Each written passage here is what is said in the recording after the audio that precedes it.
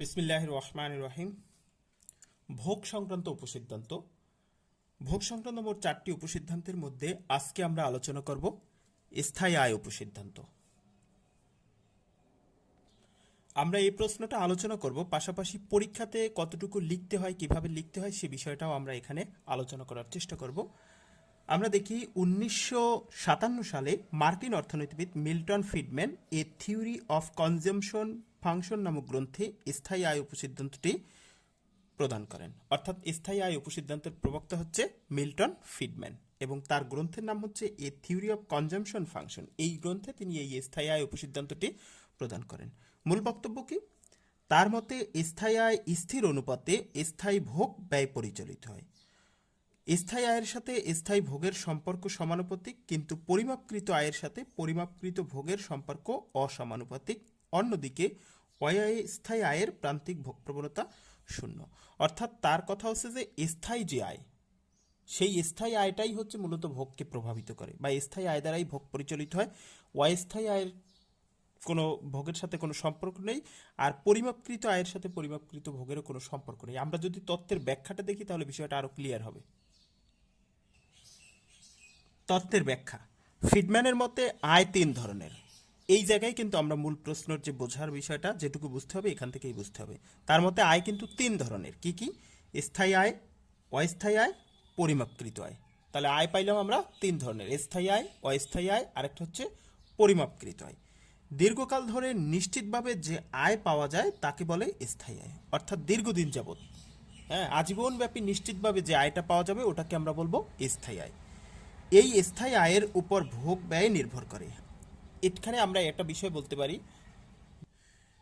কোনো চাকরি করলে যে বেতন পাই ওই বেতনটাকে আমরা স্থায়ী আয় বলতে পারি, কারণ ওটা দীর্ঘদিন ধরে নিশ্চিতভাবে পাওয়া যায়, ওটা হচ্ছে স্থায়ী আয়। এই স্থায়ী আয় দ্বারাই ভোগ পরিচালিত হবে। অর্থাৎ আমি কতটুকু ভোগ করব, কি ভোগ করব, তা কিন্তু আমার ওই চাকরির বেতনের উপর নির্ভর করতেছে, স্থায়ী আয়ের উপর। এ প্রসঙ্গে তিনি বলেন যে ভোগ অপেক্ষক, এই প্রসঙ্গে তিনি যে ভোগ অপেক্ষক ব্যবহার করেন তা হলো CP equal to K YP. এখানে সিপি হচ্ছে স্থায়ী ভোগ অপেক্ষক, আর কে ওয়াইপি হচ্ছে স্থায়ী আয়ের উপর নির্ভরশীল ভোগ, যেখানে কে হলো স্থির অনুপাত। ইহা প্রান্তিক ভোগ প্রবণতা হিসেবে গণ্য। আমরা যে সিজিকল two A plus B Y বলি, ওই যে বিটা, বি হচ্ছে এখানে বি এর পরিবর্তে আমরা কে ধরছি। এই কে হচ্ছে একটা অনুপাত যেটা প্রান্তিক ভোগ প্রবণতা নির্দেশ করে, এবং এই কে এর মান 0 থেকে বড় কিন্তু 1 থেকে ছোট। অর্থাৎ আয় যদি বাড়ে তাহলে ভোগ ব্যয় বাড়বে, তবে আয় যে হারে বাড়বে ভোগ ব্যয় সেই হারে বাড়বে না, বরং তার চেয়ে কম হারে বাড়বে, এটা আমরা জানি। এরপর হচ্ছে সিপি ইকুয়াল টু হচ্ছে কে ওয়াইপি ভোগ অপেক্ষক অনুসারে। আমরা দেখি এই ভোগ অপেক্ষক অনুসারে এপিসি কত হয়। এপিসি কি? আমরা জানি হচ্ছে ভোগকে যদি আয় দ্বারা ভাগ করি তাহলে হচ্ছে ভোগের পরিমাণকে যদি আমরা আয় দ্বারা ভাগ করি তাহলে হচ্ছে এপিসি পাওয়া যায়। তাহলে আমরা ভোগ হচ্ছে কে ওয়াইপি, অর্থাৎ আমাদের যে ভোগকে যদি আমরা আয় দ্বারা ভাগ করি তাহলে হচ্ছে গড় ভোগ পাওয়া যাবে। এখন ভোগ হচ্ছে কি? কে ওয়াইপি বাই আয় কি? আমাদের হচ্ছে ওয়াইপি। তাহলে হচ্ছে এখন ওয়াইপি ওয়াইপি কাটা হয় কি, তার মানে এপিসি হয় কি, এবং এমপিসিও যদি বের করি, এমপিসি কি? ভোগ অপেক্ষককে যদি একবার স্বাধীন চলকের সাপেক্ষে অন্তরীকরণ করি তাহলে হচ্ছে এমপিসি পাওয়া যাবে। এখানে ভোগ অপেক্ষক হচ্ছে সিপি আর স্বাধীন চলক হচ্ছে ওয়াইপি। স্বাধীন চলকের সাপেক্ষে অন্তরীকরণ করলাম। এখন অন্তরীকরণের সিস্টেম অনুযায়ী ডি, এই সিপি এর জায়গায় ভোগ অপেক্ষক লিখলাম আমরা। ভোগ অপেক্ষক হচ্ছে এটা, এটা লিখলাম কে ওয়াইপি।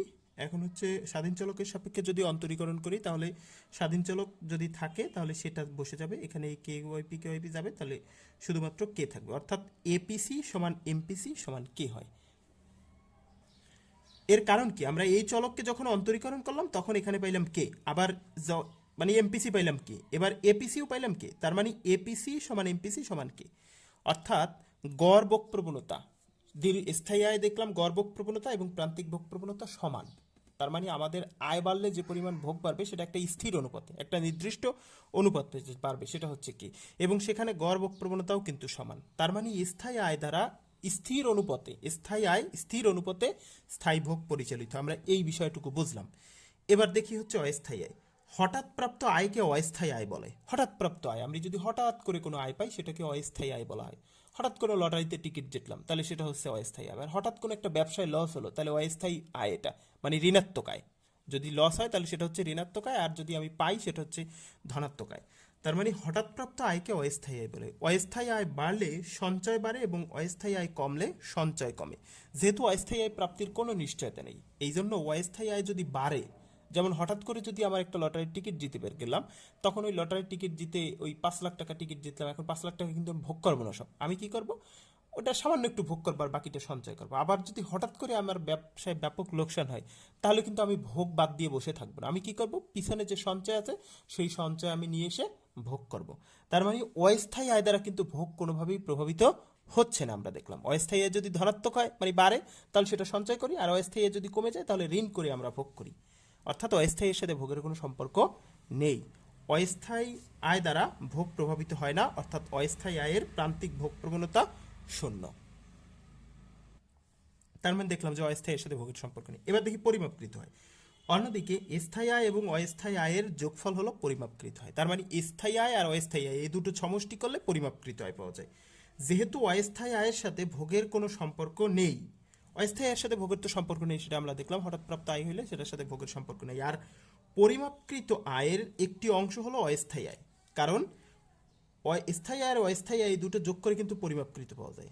পরিমাপকৃত আয়ের একটা অংশ যেহেতু অস্থায়ী আয়, আর অস্থায়ী আয়ের সাথে যদি ভোগের সম্পর্ক নেই, অস্থায়ী আয়, তাই অস্থায়ী আয়ের সাথে যদি ভোগের সম্পর্ক নেই, তাই পরিমাপকৃত আয়ের সাথে ভোগেরও সম্পর্ক নেই। কারণ বিষয়টা বুঝতে হবে, পরিমাপকৃত আয় হচ্ছে স্থায়ী আয় আর অস্থায়ী আয়ের যোগফল। এখন অস্থায়ী আয়ের সাথে যেহেতু ভোগের কোনো সম্পর্ক নেই, তাহলে আবার পরিমাপকৃত আয়ের যেহেতু একটা অংশ অস্থায়ী আয়, তাহলে পরিমাপকৃত আয়ের সাথেও ভোগের কোনো সম্পর্ক থাকবে না।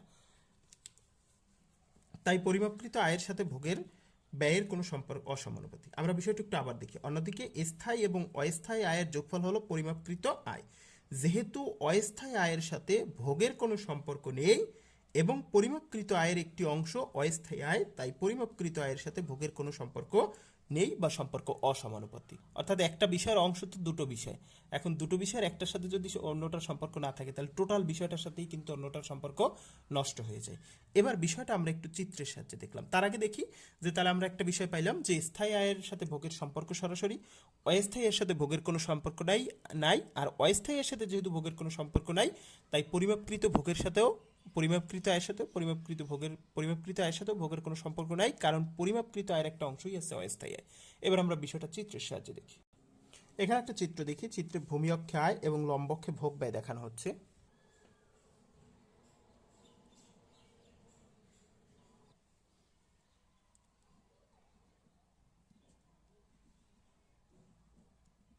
এটা হচ্ছে স্থায়ী ভোগ অপেক্ষক বা স্থায়ী ভোগ রেখা। এই রেখার আমরা তিনটা বিন্দু দেখি। এটা ধরলাম এইচ, এটা ধরলাম ই, আর এটা হচ্ছে এফ। তার মানে স্থায়ী ভোগ রেখার তিনটা বিন্দু পাইলাম। এখন আমরা লিখতে পারি স্থায়ী ভোগ অপেক্ষক অনুসারে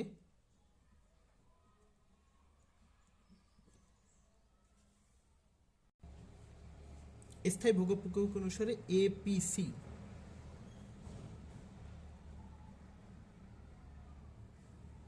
অর্থাৎ স্থায়ী ভোগ, স্থায়ী ঘর, স্থায়ী ভোগ হচ্ছে কি, স্থায়ী ভোগকে আয় দ্বারা ভাগ করব। স্থায়ী ভোগ কি, কে ওয়াই পি, সেটাকে আমরা ওয়াইপি দ্বারা ভাগ করব। এখন এই ওয়াইপি কাটা গেলে এখানে থাকে কে। এই এপিসি যদি আমি এইচ বিন্দুতে পরিমাপ করি, ই বিন্দুতে পরিমাপ করি, এফ বিন্দুতে পরিমাপ করি, তাহলে সব জায়গায় কিন্তু কেই হবে। তার মানে হচ্ছে এই যে স্থায়ী ভোগ রেখা, স্থায়ী ভোগ রেখার প্রত্যেকটা বিন্দুতে কিন্তু আমার কে সমান, মানে গড় ভোগ প্রবণতা সমান। আমি যদি এই বিন্দুর কথা চিন্তা করি, এইচ বিন্দুতে, তারপর হচ্ছে আয় বেড়ে যদি এটা হয় এই জায়গায়, আয় আরো বেড়ে যদি, তার মানে দেখলাম যে এই আয়তেও ভোগ যা, এই আয়তেও ভোগ প্রবণতা, আয় যদি বাড়ে তাহলেও ঘর ভোগ প্রবণতা, আয় যদি আরো বাড়ে তাহলেও গড় ভোগ প্রবণতা সমান। তার মানে হচ্ছে আয়ের প্রত্যেকটা বিন্দুতে এইচ ই এফ, এই দীর্ঘমেয়াদী যে ভোগ অপেক্ষক, সেই দীর্ঘমেয়াদী ভোগ অপেক্ষকের প্রত্যেকটা বিন্দুতে গড় ভোগ প্রবণতা সমান। তার মানে দীর্ঘমেয়াদে আয় যেটা হবে, আয় কিন্তু আস্তে আস্তে বাড়তেছে, ভোগ কিন্তু আস্তে আস্তে বাড়তেছে, আয়ও বাড়তেছে, ভোগও বাড়তেছে। তার মানে আয় যতই বাড়ুক, ভোগ কিন্তু একটা নির্দিষ্ট অনুপাতে বাড়বে। তার মানে দীর্ঘস্থায়ী আয়ের সাথে দীর্ঘস্থায়ী ভোগের সম্পর্ক সমানুপাতিক, অর্থাৎ দীর্ঘস্থায়ী আয় স্থির অনুপাতে, স্থায়ী আয় স্থির অনুপাতে স্থায়ী ভোগ পরিচালিত হয়, সে বিষয়টা আমরা বুঝলাম। এখন যদি আমরা একটা পরিমাপকৃত ভোগ আঁকি, ভোগ রেখা আঁকি,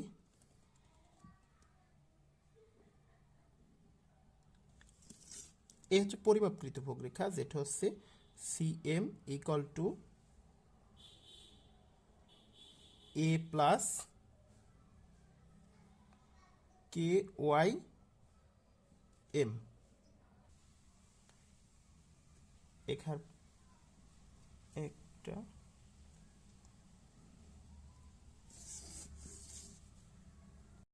এই পরিমাপকৃত ভোগ রেখার আবার তিনটা বিন্দু পেলাম, একটা হচ্ছে জে, আর একটা হচ্ছে জি, আর একটা সি। তার মানে জে, ই, জি, এই তিনটা হচ্ছে পরিমাপকৃত ভোগের।